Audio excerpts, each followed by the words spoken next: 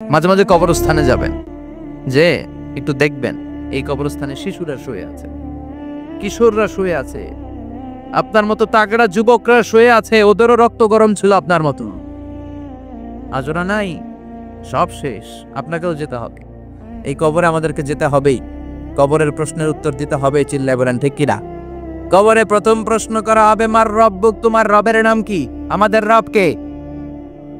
ওমা দীনুক, তোমার ধর্মের নাম কি? আমাদের ধর্মের নাম কি? বিশ্বনবীর চেহারা দেখিয়ে বলা হবে, এই লোকটাকে তুমি চিনো কিনা? চিনি না আমরা?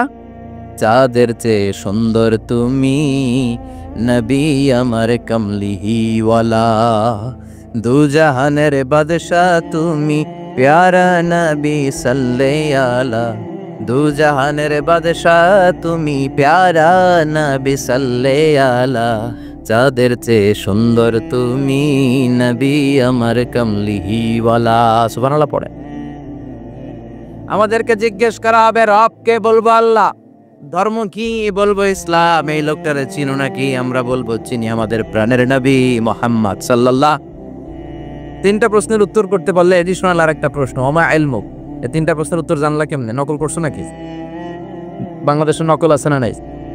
কোথায় নকল করে? হ্যাঁ, কিছু লিজেন্ড আছে দেখি, একেবারে জামার ভিতরে নকল, টুপির ভিতরে নকল, স্কেলের ভিতরে নকল, মৌজার ভিতরে নকল আছে না নাই? কথা বলেন। ফেরেশতারা বলবে, তুমি তিনটা প্রশ্নের উত্তর করলে কি করে? আপনাকে বলতে হবে, আমি কোরআন থেকে শিখেছি, আমি হাদিস থেকে জেনেছি। চিল্লায় বলেন ঠিক কিনা?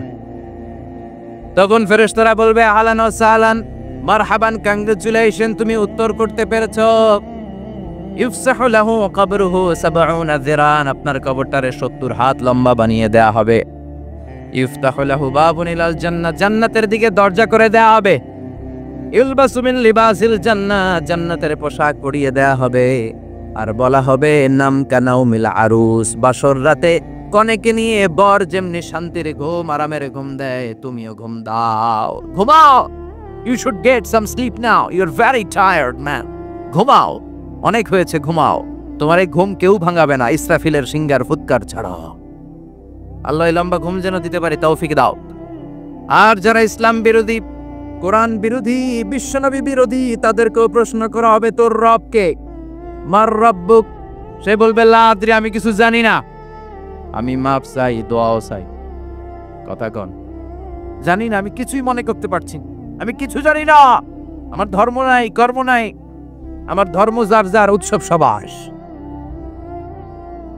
আমার কোনো ধর্ম টর্ম নাই, আমার কোনো নামাজ রোজা নাই, আমার কোনো রব নাই।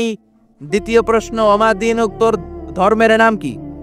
সে বলবে, ধর্ম কি? আমি জানি না, আমি ধর্মরে গালি দিতাম, আমি দুনিয়া ইসলাম রে বাস দিতাম, আমি আলেম ওলামাদের বিরোধিতা করতাম, আর শাহবাগের মঞ্চে উঠে ভাষণ দিতাম। আছে না নাই? সব গুমর ফাঁস হয়ে যাবে, ইয়াউমুত তাগাবুন। এরপর বিশ্বনবীর চেহারা দেখিয়ে বলা হবে, এই লোকটারা চিনো নাকি? সে বলবে, চিনি না, তবে আমার বন্ধুরা তার বিরুদ্ধে ব্লগে লিখতো, আমিও ব্যাড ব্যাড কমেন্টস করে দিতাম, এই লোকটার বিরুদ্ধে আমি কার্টুন বানাতাম, এই বিশ্বনবীর বিরুদ্ধে আমি কথা বলতাম। চিল্লায় বলেন ঠিক কিনা? ফেরেশতারা বলবে, লা দারাইতা ওয়ালা তালাইতা, তুই তো কিছুই পারলি না, তুই তো কপাল পোড়া। ফায়ুতরাকু বিমাতারিকা মিন হাদিদ, লোহার হাতুড়ি দিয়ে পিটিয়ে ওর মাসেলগুলো থেতলে ফেলা হবে। ওয়ায়ুকালু লিল আরদি ইলতাইমি, কবরের দুই পাশের মাটির বলা হবে চাপ দে, এমন চাপ দিবে, ফাতাখতালিফা আদলাউহু, ডান পাশের পাজরের হাড্ডি বাম দিকে ঢুকে যাবে, বাম পাশের পাজরের হাড্ডি ডান পাশে ঢুকে যাবে। কিয়ামত পর্যন্ত এই মারামারি চলবে। আল্লাহ, এরকম ভয়ঙ্কর পরিস্থিতি থেকে আমাদেরকে বাঁচাও। ওই কবরের আযাব থেকে বাঁচার দরকার আছে না নাই? বিশ্বনবী বললেন, যে ব্যক্তি রাত্রিবেলায় সূরাতুল মুলক তেলাওয়াত করবে, তার কবরের আযাব হবে না। ইন্না হাযিহি সূরাতুন আযীমা মানিআতুন মিন আযাবিল কবর, এই সূরাটা এমন সূরা, সাধারণ কোন সূরা না।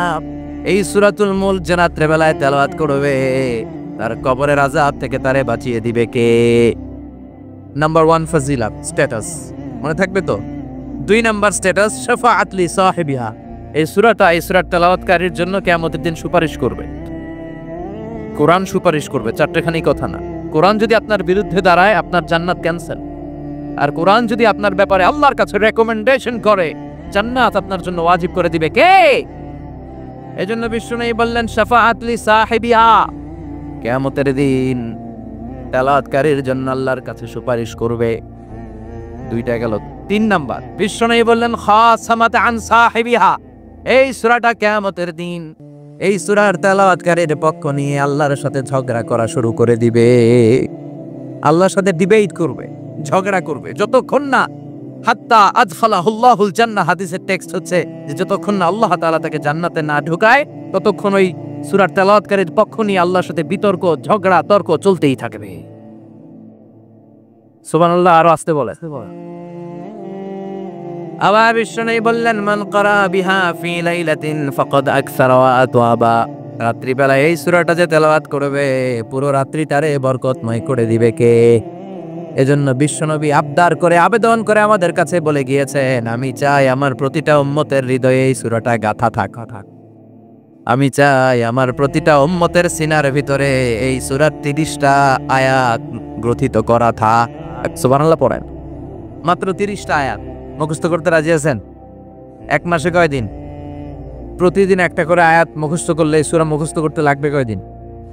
হ্যাঁ, হোমওয়ার্ক, এটা আপনাদের বাড়ির কাজ। যেহেতু ক্লাসে হোমওয়ার্ক দেওয়া যায় না, আরবিতে বলে আল ওয়াজিব আল মানজিলি। আমি গতানুগতিক তাফসীর করি না, আমি সমাজের খুঁতগুলো ধরে ধরে ডিসকাশনের মতো আমি করি। বিভিন্ন জেলায় যে ওখানকার ইয়াংদের সাথেও বসি, কথা বলি। এটাই আমার তাফসীর, এটাই কোরআনের এক্সপ্লেনেশন এন্ড ইন্টারপ্রিটেশন। এতেই মানুষ উপকৃত হয় বেশি। চিল্লা এখন ঠিক কিনা? তো এটা আপনাদের বাড়ির কাজ, মাইথার দিয়া বাসীদের বাড়ির কাজ। হায়াতে আল্লাহ বাঁচায় রাখলে আবার কখনো দেখা হলে জিজ্ঞেস করবো যে মুল্ক মুখস্থ হয়েছে কিনা। কে কে মুখস্থ করবেন না হাত তোলেন। সবাই করবেন। এবার কে কে মুখস্থ করবেন হাত তুলে আমার আল্লাহর দেখান। আল্লাহ তুমি কবুল করো। আরো যারা পড়েন আমিন, হাত নামান। এই সূরাটা it's an eye opener for you. এটা আপনার চোখ খুলে দিবে। এই সূরাটা আপনার চোখকে খুলে দিবে, আপনার ঘুমন্ত বিবেককে জাগিয়ে তুলবে। স্রষ্টার ব্যাপারে আপনার যদি কোনো সাসপিশন থাকে, সন্দেহ থাকে, এই সন্দেহের পাহাড়কে ভেঙে এই সূরা চুরমার করে দিবে। চিল্লায় বলেন সুবহানাল্লাহ। আল্লাহ ডেকে বলে, গোলাম, কিছু কিছু নাস্তিক আছে আমারে খুঁজে পায় না। এরকম কপাল পোড়া নাদান নাস্তিক বাংলার জমিনেও আছে না নেই? এরা বলে আনসিন ইজ নাথিং, যেটা দেখা যায় না ওইটা মানি না, বলে না? Do you see the air in the atmosphere? বাতাসে, বায়ুমণ্ডলে যে বাতাস ঘুরে বেড়ায়, এটাকে তুমি দেখো তো মানো কেন? Why do you believe on that? Why do you believe on air? বাতাস বিশ্বাস করস কেন? কপাল পোড়া নাস্তিকরা বাতাস মানে না, কথা কন। Do you see the bad headache someone feel in his head and he is shouting? মাথার ব্যথায়, মাইগ্রেনের পেইনে যখন কেউ চিৎকার করে তার মাথার ব্যথা দেখা যায়। আমার এখন প্রচন্ড মাথা ব্যথা যদি হয়, আপনারা দেখতে পাচ্ছেন তো। নাস্তিকরা কি মাইগ্রেনের পেইন বিশ্বাস করে না? মাথা ব্যথা বিশ্বাস করে কি করে না? বাতাস বিশ্বাস করে কি করে না? কয় আনসিন ইজ নাথিং, যেটা দেখি না ওটা বিশ্বাস করি না। কপাল পোড়া। আল্লাহ ডেকে বলে, গোলাম আমার সৃষ্টির দিকে তাকা, আকাশের দিকে তাকা, বাতাসের দিকে তাকা, সাগরের দিকে তাকা। সাগরের মধ্যে আমি আল্লাহ আছি না নাই? বিশাল বড় বড় পাহাড়ের দিকে তাকা, ঝর্ণার দিকে তাকা, ঝর্ণার মধ্যে আমি আছি না নাই? ঝর্ণা ঝর্ণা ঝর্ণা রে, বলনা বলনা বলনা রে, কার বিরহে পাগল পাড়া তুই, কার মিলনে ফুল ফসলে ভরা রে তোর দুকুল বই, কার মিলনে ফুল ফসলে ভরা রে তোর দুকুল বই। ঝর্ণা ঝর্ণা ঝর্ণা রে, বলনা বলনা বলনা রে, কার বিরহে পাগল পাড়া তুই। সুবহানাল্লাহ পড়ে। ঝর্ণার দিকে তাকাও, সাগরের দিকে নজর করে দেখো, বিশাল পাহাড়ের দিকে নজর করে তাকাও, ওই পাহাড়ের মধ্যে আল্লাহরে খোঁজে বাবা। চিল্লায় বলেন ঠিক কিনা? এখানে ইমাম আবু হানিফার হাতে হাত রেখে শাহাদা বাক্য পাঠ করেছে। সুবহানাল্লাহ পড়ে।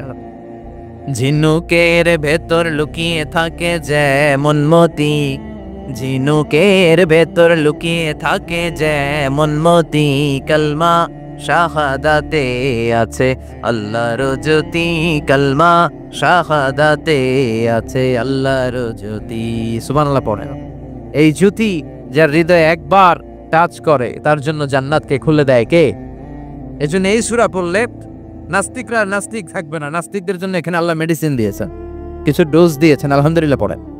এই সূরা থেকে আমরা কিছু সময় কথা শুনবো, শুনতে রাজি আছেন তো? সূরার নাম চিল্লায় বলেন কি নাম? মুলক। মুলক মানে কি?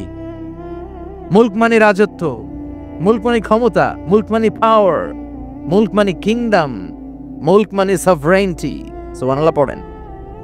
রাব্বুল আলামিন বলেন তাবারাকাল্লাযী বিয়াদিহিল মুলকু ওয়া হুয়া আলা কুল্লি শাইইন কাদির। সুবহান সেই সত্তা যার হাতে ক্ষমতা আর তিনি সব বিষয়ে ক্ষমতাশীল। সুবহানাল্লাহ।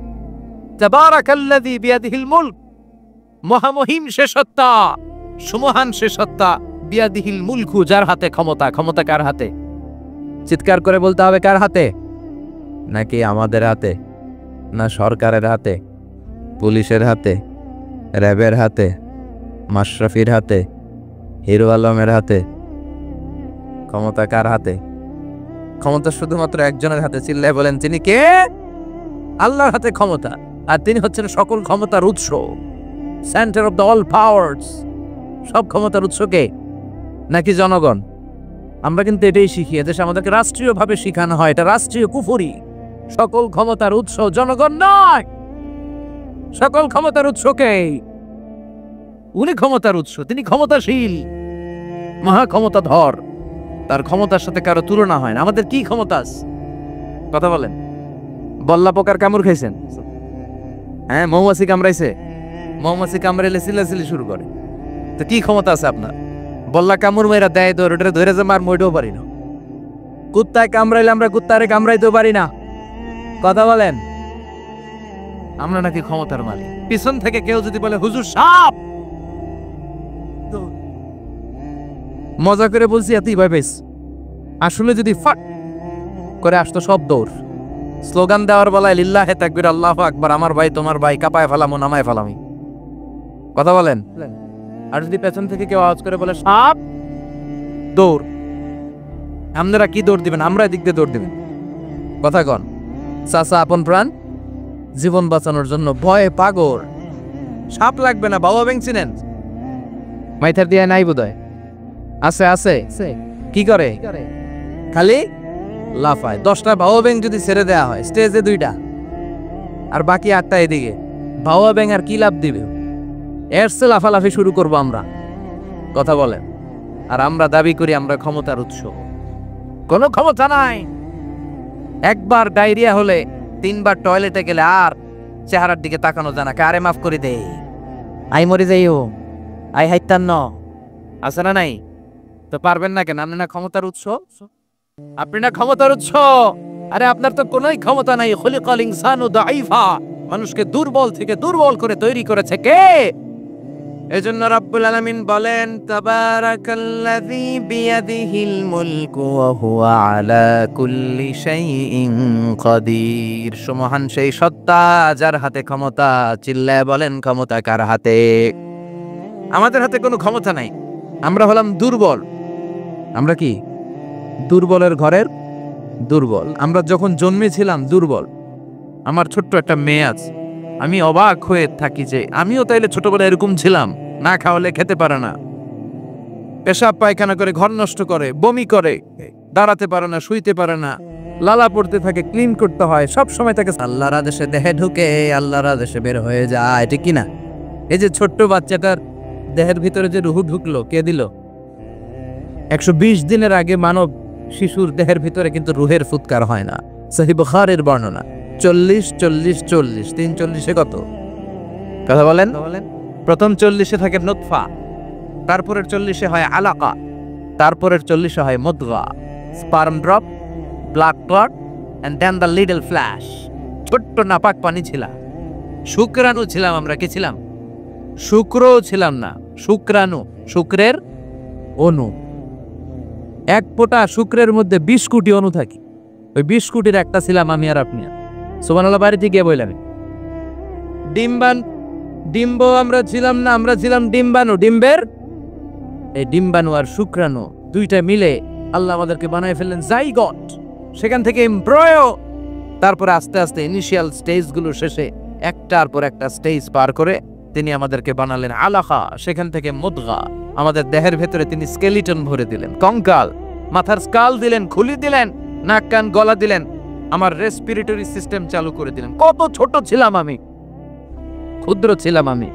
ফালয়ানজুরিল ইনসানু মিম্মা খুলিকা, খুলিকা মিম্মা ইন দাফিক। মানুষের উচিত তার সৃষ্টি প্রক্রিয়ার দিকে নজর করে তাকানো। বাবার পিঠ থেকে সবেগে নির্গত হওয়া পানি দিয়ে মায়ের পেটে তোমারে ঢুকায় দিল কে?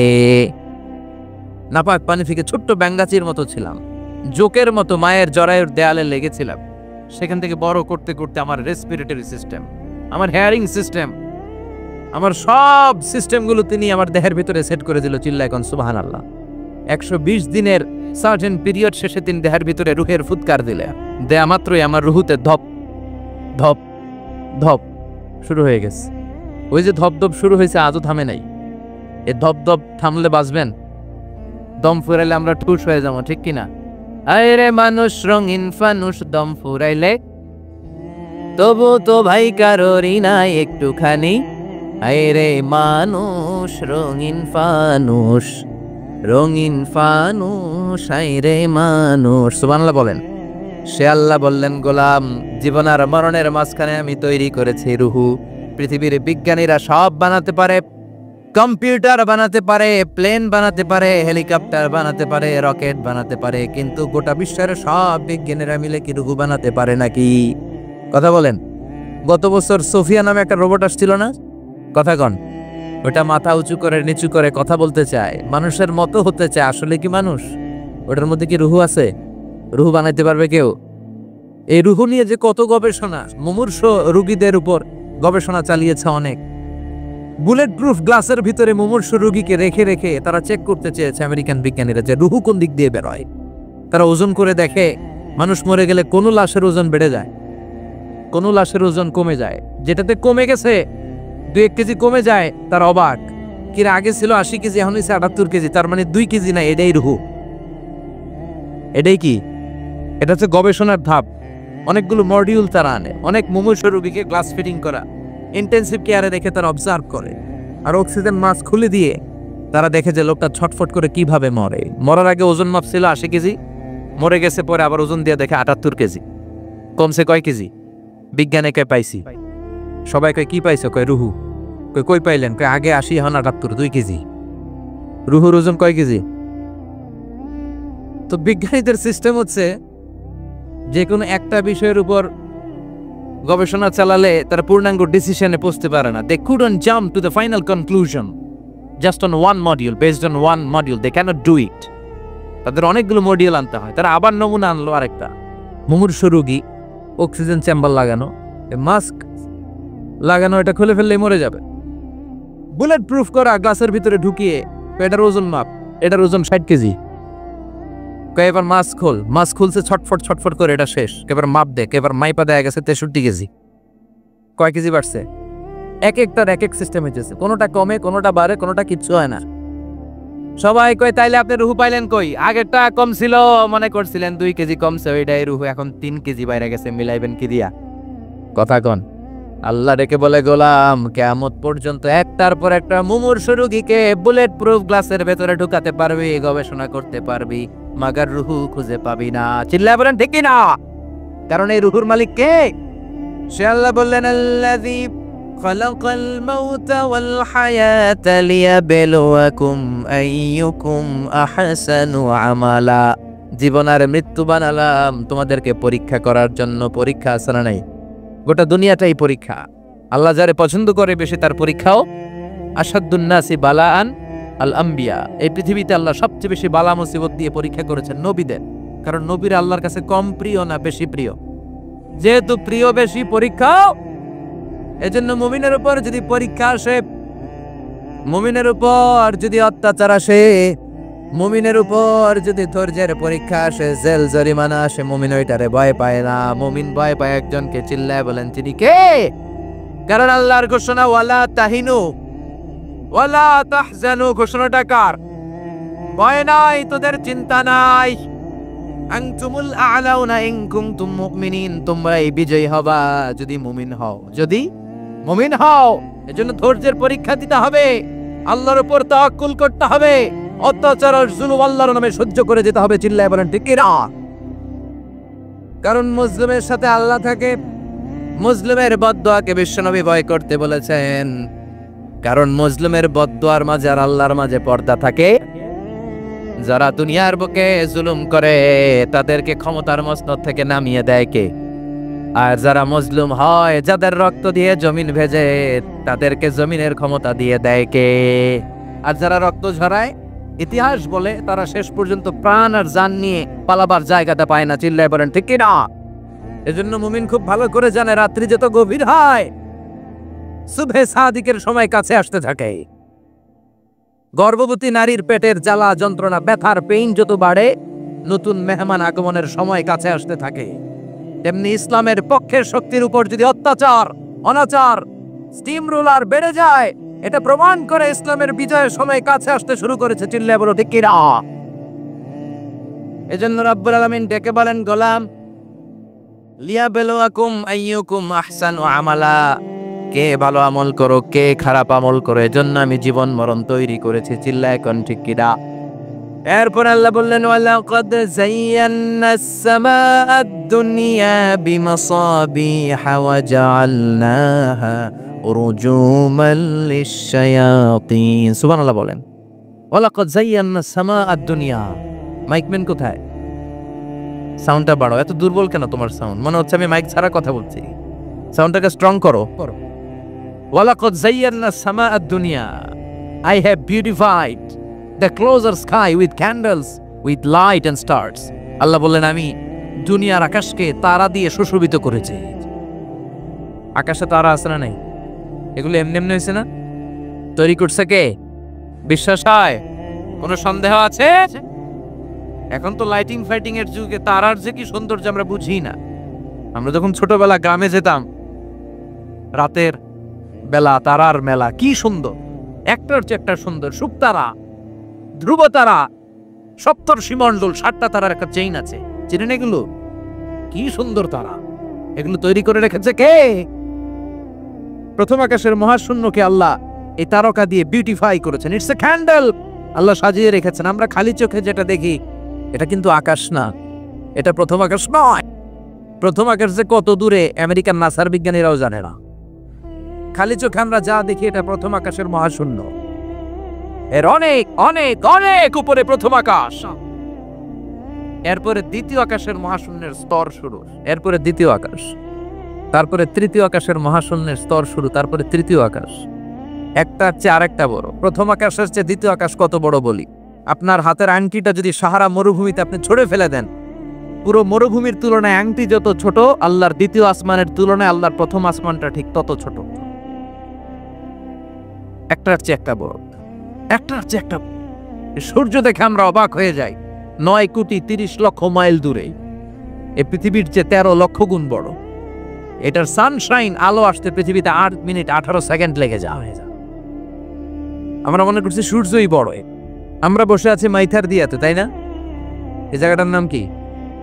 মাইথার দিয়া কি খালি এতটুকু প্যান্ডেলের সমান? কত বড় মাইথার দিয়া! এই পুরো মাইথার দিয়া কোন থানায় পড়ছে? দাউদকান্দি। দাউদকান্দি হচ্ছে কুমিল্লার 16টা থানার একটা, ঠিক কিনা? 16 থানা মিলে কুমিল্লার একটা জেলা। এরকম কয়টা জেলা আছে? 64 জেলা। এই 64 জেলা মিলে আমাদের সুজলা সুফলা, শস্য শ্যামলা, ডিজিটাল বাংলাদেশ। কথা কন। আর বাংলাদেশ হচ্ছে পৃথিবীর সবচেয়ে বড় দেশ। হ্যাঁ, 64 জেলা, এরপরে ছোট।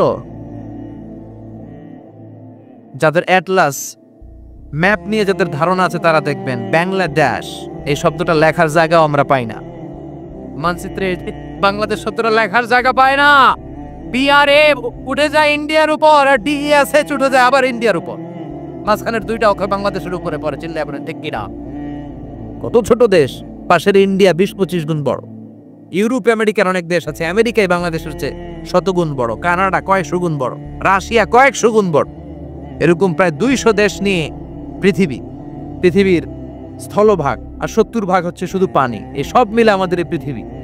আর এত বড় পৃথিবীর চেয়েও নাকি সূর্য 13 লক্ষ গুণ বড়। তার মানে সূর্যই বড় না, সূর্যের চেয়ে অনেক বড় তারা আছে। সূর্যের পরে পৃথিবীর সবচেয়ে কাছের যে তারা বা স্টার, ওটার নাম হচ্ছে প্রক্সিমা সেন্ট্রাই। নাম কি? প্রক্সিমা সেন্ট্রাই। এরপরে আলফা সেন্ট্রাই এ, আলফা সেন্ট্রাই বি, ইটা ক্যারিনা, বেটেলজিউস, এরকম একটার পর একটা তারা। যেই সূর্য পৃথিবীর চেয়ে 13 লক্ষ গুণ বড়, বেটেলজিউস নামে একটা তারা আছে, ওটা সূর্যের চেয়ে 33 কোটি গুণ বড়। তার মানে কি বেটেলজিউসই সবচেয়ে বড় না, ছোট্ট একটা তারা। এই বেটেলজিউসকে খেয়ে ফেলাইতে পারে এরকম 1000 কোটি গুণ বড় সাইজের তারা আছে না নাই? এরকম কয়েক বিলিয়ন তারা নিয়ে আমাদের গ্যালাক্সি গঠিত। আমাদের গ্যালাক্সি, এটার নাম মিল্কি ওয়ে। এটার নাম কি? আমাদের গ্যালাক্সি। এই গ্যালাক্সিতে আমাদের অবস্থান। এরকম কত হাজার কোটি গ্যালাক্সি আছে আমেরিকার নাসার বিজ্ঞানীরাও জানে না। আমাদের গ্যালাক্সির সবচেয়ে কাছের যে গ্যালাক্সি, ওই গ্যালাক্সিটার নাম হচ্ছে অ্যান্ড্রোমেডা। কি নাম? অ্যান্ড্রোমেডা। আমাদের গ্যালাক্সি থেকে কেউ যদি কাছের গ্যালাক্সি অ্যান্ড্রোমেডাতে যেতে চায়, তার 2.5 মিলিয়ন লাইট ইয়ার্স সময় লেগে যাবে। কথাটা কঠিন হয়ে গেছে, আমি ভেঙে বলি, তারপরে সুবহানাল্লাহ কইবেন। আমাদের গ্যালাক্সির নাম মিল্কি ওয়ে। মিল্কি ওয়ে থেকে যদি কেউ অ্যান্ড্রোমেডাতে যেতে যায়, কত সময় লাগবে? 2.5 million light year. Light year মানে আলোকবর্ষ। আলোর গতিতে যদি ছোটা যায়, 2.5 মিলিয়ন মানে হচ্ছে প্রায় 25 লক্ষ। তাহলে পৃথিবীতে সবচেয়ে দ্রুতগামী যে বিষয়টা আবিষ্কৃত হয়েছে সেটা হচ্ছে আলো। এই যে লাইট মারলে যে ছোটে, এই লাইট প্রতি সেকেন্ডে 1,86,000 মাইল বেগে ছুটতে পারে। এবার 1 মিনিটে না, 1 ঘন্টায় না, 1 মিনিটে না, 1 সেকেন্ডে আলো চলে যায় কয় মাইল? 1,86,000 কোটি মাইল। আপনি কল্পনা করতে পারেন? তাই তো মাথা নাড়াইতেছেন। এটা কি কল্পনা করা যাবে? আমার তো তার ছেড়ে যাচ্ছে। 1 সেকেন্ডে নাকি আলো ছুটে 1,86,000 মাইল বেগে। 1 সেকেন্ড শব্দ কইতে তো 2 সেকেন্ড লাগে। কথা কোন? এর মধ্যে আলো চলে গেছে 1,86,000 মাইল। তো কোন রকেট যদি আপনি পান, যে রকেট দিয়ে সেকেন্ডে 1,86,000 মাইল বেগে রকেটটা ছুটবে প্রতি সেকেন্ডে, খেয়াল করেন, ঘন্টায় না, মিনিটে না, কিসে? সেকেন্ডে। যে রকেটটা সেকেন্ডে 1,86,000 মাইল বেগে ছুটবে, ওই রকেটটা দিয়ে আমাদের গ্যালাক্সি থেকে আমাদের পাশের গ্যালাক্সি অ্যান্ড্রোমেডাতে পৌঁছতে আপনার 25 লক্ষ বছর লেগে যাবে। সুবহানাল্লাহ, বাইরে দিকে বললেন। এরকম বিশাল বিশাল তারা দিয়ে আমাদের আকাশটারে বিউটিফাই করেছে কে? এজন্য আল্লাহ বললেন, ওয়ালাকাদ যায়্যানাস সামাআদ দুনিয়া বিমাসাবিহা ওয়া জাআলনাহা রুজুমান লিশ-শায়াতিন। আমি এই দুনিয়ার আকাশটারে সুন্দর সুন্দর তারকারাজি লাইটের মতো সেটিং করে সুশোভিত করেছি। আবার এই তারকা দিয়ে আমি শয়তানদেরকে প্রহারও করেছি। সুবহানাল্লাহ। শয়তানদেরকে আল্লাহ তারা মেরে আঘাত করে। সুবহানাল্লাহ বলেন। এরপরে এই সূরার প্রথম রুকুর শেষে আল্লাহ বললেন, وَأَسِرُّوا قَوْلَكُمْ أَوِ اجْهَرُوا بِهِ إِنَّهُ عَلِيمٌ بِذَاتِ الصُّدُورِ أَلَا يَعْلَمُ مَنْ خَلَقَ وَهُوَ اللَّطِيفُ الْخَبِيرُ। আল্লাহ বললেন, وَأَسِرُّوا قَوْلَكُمْ, তোমরা যদি গোপনে কথা বলো, أَوِ اجْهَرُوا بِهِ, কিংবা স্পষ্ট করে বলো, সব শুনে কে? আপনি যেমনি বলেন শুনবে কে? বললেই নাই, শুধু মনে মনে ভাবছেন, শুনবে কে? সুবহানাল্লাহ পেবেন না? সাত আকাশের উপরে, আরশের উপরে তার অবস্থান, সাত জমিনের নিচে, কোনো গোপনতম প্রকোষ্ঠে, কোনো ছোট্ট বাক্সের ভেতরে যদি কোনো পিপিলিকা নীরবে হেঁটে যায়, আল্লাহ বলে আমি ওই পিঁপড়ার হেঁটে চলার পায়ের আওয়াজটাও শুনতে পাই। এজন্য কেউ যেটা শোনে না, শুনে কে? এরপর আল্লাহ বললেন, হুয়াল্লাযী জাআলা লাকুমুল আরদা যালুলান ফামশু ফি মানাকিবিহা ওয়া কুলু মির রিজকি ওয়া ইলাইহিন নুশুর। সুবহানাল্লাহ বলেন। আল্লাহ ডেকে বললেন, গোলাম, তোমাদের জন্য জমিনটারে আমি বিছানা বানিয়েছি। আল্লাযী জাআলা লাকুমুল আরদা ফিরাশা, জমিনটারে বিছানা বানিয়েছে কে? এই বিছানার মতো সমতল জমিন দিয়ে তোমরা হেঁটে বেড়াও, চলে বেড়াও, হেলে দুলে পড়ার সুযোগ নাই, ঠিক কিনা? এই যে মাইথার দিয়ে আর আজকের যে ময়দান, এটা যদি বিছানার মতো সমান না হয়তো বসতে পারতেন? কথা কন। এই ময়দানের প্যান্ডেলের এদিক দিয়ে উঁচা, এদিক দিয়ে গর্ত, এদিক দিয়ে নিচা, এদিক দিয়ে খাড়া, কেমন হইতো? কথা কন। কেউ আমারা দেখতো, কেউ দেখতো না, কেউ দাঁড়াইয়া, কেউ বৈশা, আছে না নাই? কিন্তু জমিনটারে সমতল বানালো কে? আপনি যদি বিমান থেকে যদি আপনি দেখেন, বিমানের গ্লাস দিয়ে, জানলা দিয়ে যদি আপনি নিচের দিকে তাকান, আপনি দেখবেন মনে হবে পুরো জমিনটাকে আল্লাহ সবুজ কার্পেট দিয়ে কার্পেটিং করে রেখেছে। এই সৌন্দর্য দিয়েছে কে? আবার রব্বুল আলামিন বলেন জমিনটারে সমান দেখে, কার্পেটিং দেখে মনে করো না তোমরা বেঁচে গিয়েছ। আমার দেয়া বিধান আমার জমিনে যদি কায়েম করতে না পারো, এই কার্পেটিং করা জমিনের ভেতরে আযাব আছে না নাই? এই পুরো জমিনের ভেতরে আছে আগুন আর আগুন। আগ্নেয়গিরির অগ্নুৎপাত জ্বালামুখে বিস্ফোরণ করে দিয়ে গোটা বিশ্বটারে মুহূর্তে মেসাকার করে দিতে পারে কে? এজন্য আল্লাহ ডেকে বললেন, গোলাম আমিনতুম মান ফিস সামাই আন ইয়াখসিফা বিকুমুল আরদা ফাইযা হিয়া তামুর। তোমরা কি ভেবেছো নাকি বেঁচে যাবা? আমি চাইলেই পুরো জমিনটারে কাঁপিয়ে দিতে পারি। আন ইয়াখসিফা বিকুমুল আরদ, খাসাফ মানে ল্যান্ডস্লাইড। খাসাফ মানে কি? ল্যান্ডস্লাইড, ভূমিধস, ভূকম্পন, আর্থকোয়েক আছে না নাই? বাংলাদেশে তো ভূমিকম্প হয় না, না টের পাইছেন? মাঝে মাঝে মাঝরাতে হয় না? 3টার দিকে নিজেই দৌড় দিব না, বাচ্চারা লইয়া দৌড় দিব, লুঙ্গি পইরা দৌড় দিব না, লুঙ্গি ছাড়া দৌড়াম। কথা কও, এই ভূমিকম্প আছে না নাই? আল্লাহ বলে মনে করো না জমিনটা সমতল, কার্পেটিং করে দিয়েছি, এই কার্পেটিং এর ভিতরেও আগুনের তলা আছে না নাই? আবার আল্লাহ বললেন আমিনতুম মান ফিস সামাই আন ইউরসিলা আলাইকুম হাসিবা। নিচে যেমনি কার্পেটিং করা জমিনের ভেতরে অগ্নুৎপাত রেখে দিয়েছি, মাথার উপর থেকে আযাব দেওয়ার সুযোগ আছে না নাই? চাইলে আল্লাহ অগ্নি বৃষ্টি দিতে পারে, আগুন বৃষ্টি দিতে পারে, ঠান্ডার বজ্রপাত দিতে পারে। আপনারা লূত আলাইহিস সালামের কওমের নাম শুনেছেন? তারা হোমোসেক্সুয়ালিটি, সমকামিতা করত। ফলে আল্লাহ তাআলা বিশাল এক চিৎকার মেরে সাইয়েদনা জিবরাইলের মাধ্যমে পুরো জমিনটা শেষ করে দিলেন। ফাজআলনা আলিয়াহা সাফিলাহা ওয়া আমতারনা আলাইহিম হিজারাতাম মিন সিজিল। তাদের অপকর্মের কারণে জর্ডানের ওই এলাকাটাকে আল্লাহ বললেন জিবরাইল এলাকাটারে হাতে তুলে নে, আকাশের উপরে তুলে পুরো এলাকা সহ মানুষ সহ জমিনের মধ্যে গেড়ে দে। জমিনের নিচের মাটি উপরে নিয়ে গেল কে? উপরের মাটি নিচে নিয়ে গেল কে? পুরো জায়গাটা এখন ডেড সি হয়ে গেছে। কি সি?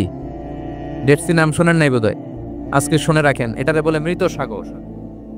এটা গজবের জায়গা, ওখানে মানুষও ডুবে না। লবণের ডেনসিটি, সল্টের ডেনসিটি এত হাই, এই পানির মধ্যে এত গজব, এর মধ্যে কোনো মাছ জন্মায় না, চিংড়ি জন্মায় না, কাঁকড়া জন্মায় না, ব্যাং হয় না, শ্যাওলা হয় না, কিচ্ছু বাঁচে না। এটা গজবের জায়গা, চিল্লায় বলেন ঠিক কিনা? যে আল্লাহ জর্ডানের এলাকাটারে ধ্বংস করে দিল, ওই আল্লাহ আজও আছে না নাই?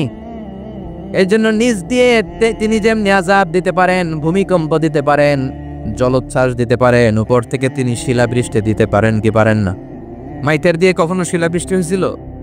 হ্যাঁ, ফসল ক্ষেত শেষ করে দেয় না? ছাগল টাগল মরে যায়। ছাগল যদি ইয়েতে থাকে ক্ষেতের মধ্যে, বড় শিলা মাথায় পড়লে শেষ, মানুষও শেষ, টিনের চালও শেষ। কথা কন। এরপরে আল্লাহ যদি উল্কা বৃষ্টি পাঠায়, উল্কা যদি পড়ে, কই যাবেন? কোথায় যাবেন আপনি? উল্কা চিনেন? মহাশূন্যে বিশাল পাথরের খণ্ড ঘর্ষণ খেয়ে পৃথিবীর ভেতরে ঢুকে যায়। এই পৃথিবীতে সবচেয়ে বড় উল্কাপিণ্ড পড়েছে সাউথ আফ্রিকাতে। সাউথ আফ্রিকার একটা সিটি আছে হোবা সিটি। এই হোবা শহরে 60 মেট্রিক টন ওজনের একটা উল্কা পড়েছিল, যেখানে পড়েছে পুরো জায়গাটা বিশাল খাদ হয়ে গিয়েছে। এরকম একটা উল্কা যদি এখানে পড়ে আজকে, বাঁচার উপায় আছে? যে বিল্ডিং এ আমরা থাকি, রাত্রে বেলায় ঘুমাই আর ধুম্মা চলে ধুম দেখি রাতে, ওই বিল্ডিং এ যদি একটা পড়ে, কথা কন, ডান্স ক্লাব গুলার উপর যদি পড়ে, পতিতালয় যেগুলা আছে ওগুলা যদি পড়ে, যেই হোটেল গুলার মধ্যে আকাম কুকাম হয় ওইটার উপর যদি পড়ে, নাকি আল্লাহর এখন দেয়ার ক্ষমতা নাই? কথা কন। তার মানে বেঁচে গেছো, পার পেয়ে গেছো মনে করো না, নিজ দিয়েও আযাব আছে, উপর দিয়েও আযাব আছে। চিল্লায় বলেন ঠিক কিনা? এজন্য ভয় পেতে হবে একজন সত্তাকে, তিনি কে? সব ক্ষমতার মালিককে। এরপর আল্লাহ বললেন আওয়ালাম ইয়ারাউ ইলা তায়রি ফাওকাহুম সাফাতিন ওয়া ইয়াকবিদনা মা ইউমসিকুহুন্না ইল্লার রহমান ইন্নাহু বিকুল্লি শাইইন বাসীর। সুবহানাল্লাহ বলেন। আল্লাহ বলেন তোরা নাস্তিক হস কেমন করে? মানুষ নাস্তিক হয় কেমন করে? মানুষ কি মুক্ত বিহঙ্গের দিকে নজর করে তাকায় না? আকাশে মুক্ত বিহঙ্গ নাই? বিহঙ্গ বুঝছেন তো? পাখি।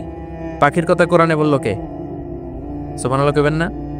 ওয়া আরসালা আলাইহিম তায়রান আবাবিল। আবার কাবা ভাঙতে এলে পাঠাও আবাবিল। দাও খোদা দাও আমায় আবার উমর দরজ দিল দাও খোদা দাও, আমায় আবার উমর দরজ দিল। সুবহানাল্লাহ পড়ে। এই যে আল্লাহ বললেন ওয়া আরসালা আলাইহিম, তারপর তায়রান আবাবিল, তায়ের মানে পাখি, তায়ের মানে কি? আবার জান্নাতে যারা যাবে তাদেরকে পাখির ভুনাগ্রস্ত খাওয়াবে কে? জান্নাতে যাওয়ার সাথে সাথে প্রথমে আল্লাহ আপনাদেরকে মেহমানদারি করবে মাছের কলিজা দিয়ে।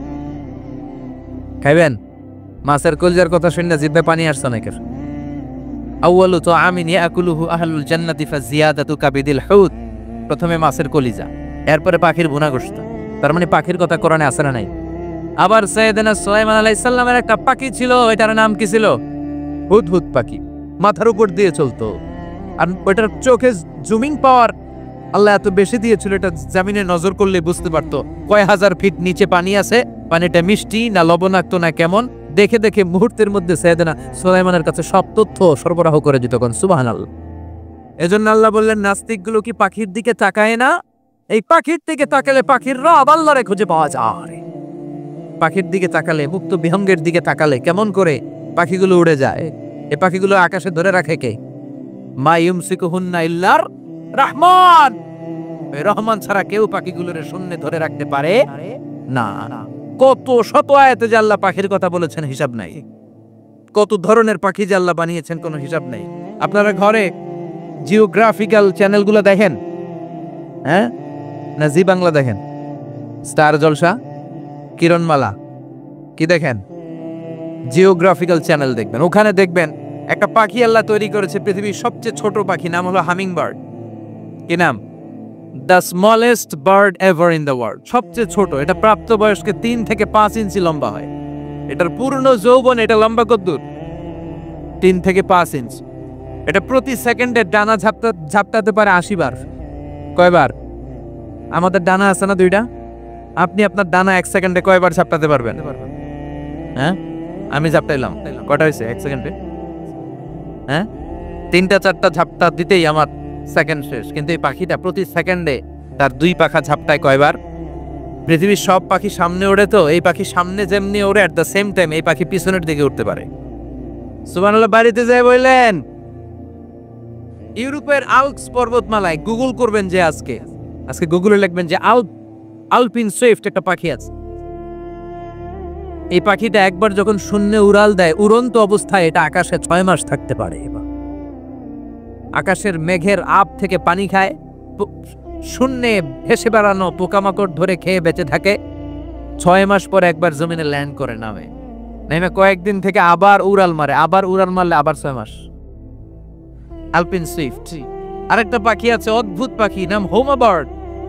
এই হোমা বার্ড উড়ন্ত অবস্থায় ডিম পেড়ে দেয়, আর ওই ডিমটা জমিনে পড়ার আগেই মাঝখানে ডিম ফেটে বাচ্চা বেরোয়, বাচ্চা উঠতে শুরু করে দেয়। এই পাখিগুলোর কথা কোরআনে আছে না নাই?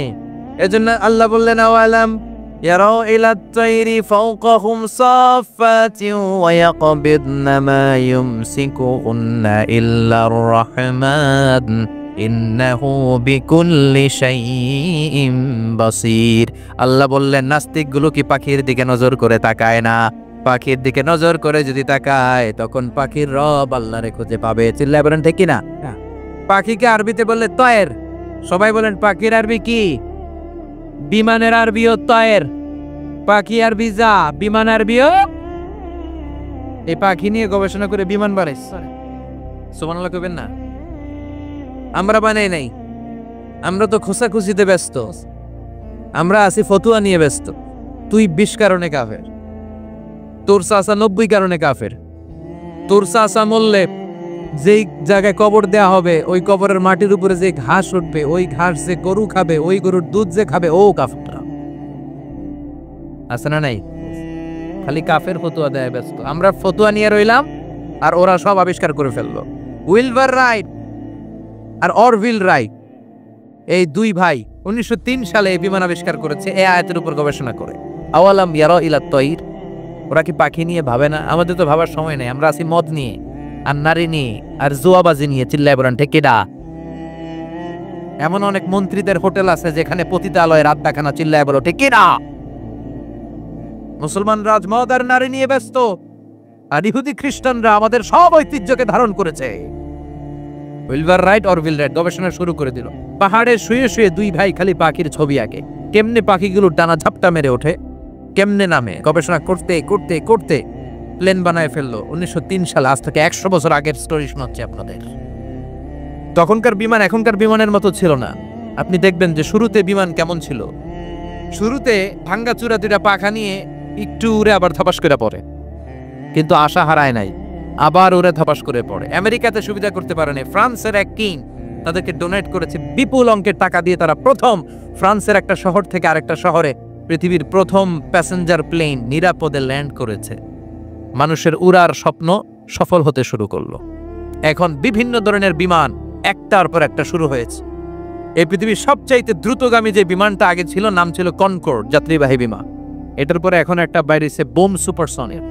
কি নাম? Bomb supersonic. এত স্পিডে চলে, এই মাত্র দেখলেন এদিকে এয়ারপোর্ট দেখবেন নাই, ওইদিকে সুবহানাল্লাহ পড়ে। কি বিশাল বিশাল ডবল ডেকার গুলো নিয়ে শূন্য উড়াল দেয়। বোয়িং A380 বর্তমান পৃথিবীতে সবচেয়ে বড় প্যাসেঞ্জার বিমান। কার্গো বিমান তো এগুলোর 7-8 ডবল বড় হয়। I'm talking about the passenger plane A380। 525 জন যাত্রী নিয়ে এটা শূন্য উড়াল দেয়। 525 জন যাত্রী, কেবিন ক্রু, পাইলট, বিমানের ওজন, খাবার দাবারের ওজন, ফুয়েলের ওজন, 525 জনের লাগেজ টাগেজের ওজন, এই সব নিয়ে শূন্য উড়াল দেয়। সুবহানাল্লাহ কইবেন না? এই বিমান আবিষ্কারের আগ পর্যন্ত গোটা বিশ্বব্যাপী সব দেশে দেশে ছিল সেনাবাহিনী আর নৌবাহিনী। বিমান আবিষ্কার হওয়ার সাথে সাথেই শুরু হয়ে গেল বিমান বাহিনী, এয়ারফোর্স, মিলিটারি। এখন বোম সুপারসনিক বানায়, এখন ড্রোন হামলা করে, এখন মিসাইল হামলা করে, এখন স্যাটেলাইট পাঠায়। আমরাও পাঠাইছি। কি নাম? Bangabandhu satellite. We launching the Bangabandhu satellite channel last year. আমরা বঙ্গবন্ধু স্যাটেলাইটও পাঠাইছি বলে সবকিছু পাখির উপর গবেষণা করে হয়েছে। চিৎকার করে বলেন ঠিক কি না? এজন্য আল্লাহ ডেকে বললেন, গোলাম ওরা কি পাখির দিকে তাকায় না?